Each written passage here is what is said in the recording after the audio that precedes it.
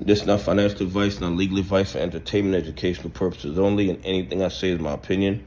Please don't make any financial decision based on anything I say in these videos. Listen, I did a video a couple of days ago where I said that Ken Griffin is selling off, or is open to selling off part of Citadel because he's in trouble.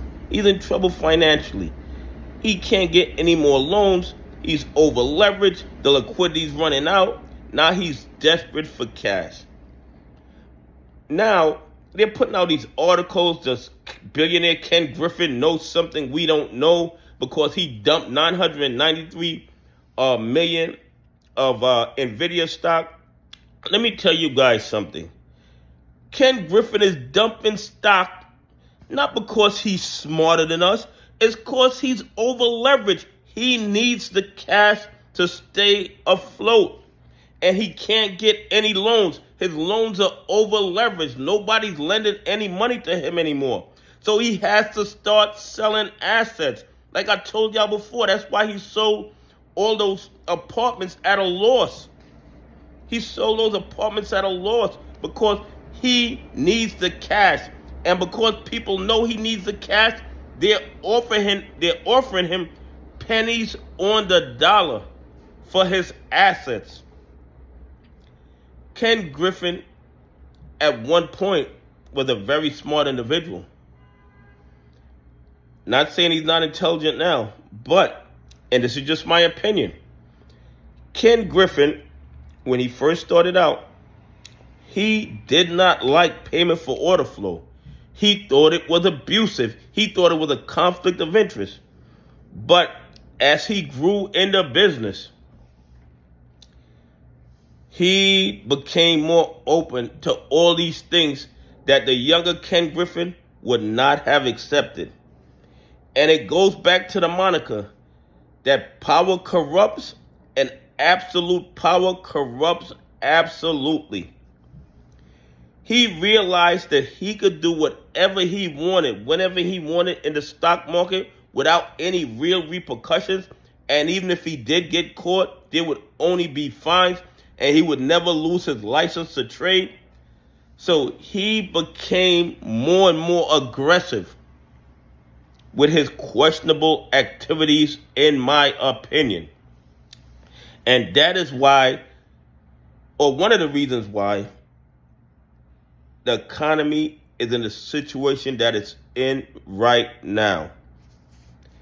These bad actors, these one percenters, these market makers, these prime brokers know that they can do whatever they want with no real consequences. So they just continue to break the rules. They continue to violate the laws because there's no real repercussions, no real punishment. When they get caught, 4 or 5 years later, they get a fine that's a small percentage of what they made from the illegal activity or questionable activity.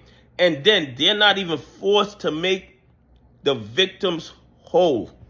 They just keep their profit, they pay the fines, and they even write off the fines as a business expense on their taxes. Had the SEC been doing their job and reeling in the bad actors and holding them really accountable, we would not be in the situation we're in right now. They wouldn't have created trillions of counterfeit AMC shares, billions of counterfeit GME shares in order to short them in the market to manipulate the price. What they've been allowed to do over the last 4 years, probably over the last 20 years, is absolutely outrageous. But when they claim that Ken Griffin is selling off these shares because he knows something we don't know, no, he doesn't know anything we don't know in this scenario. He is just broke and needs to sell off assets to stay afloat. He is severely over leveraged. Nobody's lending him any more money. And he's even open to selling another part of his company. Do you know how it must be affecting Ken Griffin's ego to have to sell part of Citadel? It has to be killing him, okay? It has to be killing him. When you reach that level, it's not even about the money. It's about the ego. It's about the prestige. And the fact that he has to announce that he's willing to give up another part of his company, it tells me that Citadel is in trouble. Ken Griffin personally is not in trouble because he get his cut right off the top. So he is sitting pretty. But Citadel, the company, they're done. They're done. And like I said before, they're like built on sand, and the tide is coming in. And the tide is coming in. I don't see Citadel as an ongoing interest in the next 24 months. Could I be incorrect? I could be incorrect. But if Donald Trump puts people in charge of the SEC, the DOJ, and the FBI who are concerned about fraud in the financial markets, Citadel is going to be Lehman Brothers. Anyway, please leave some comments. Tell me what you think. Do you think that Ken Griffin of Citadel knows something we don't know? That's why he was selling off all these shares?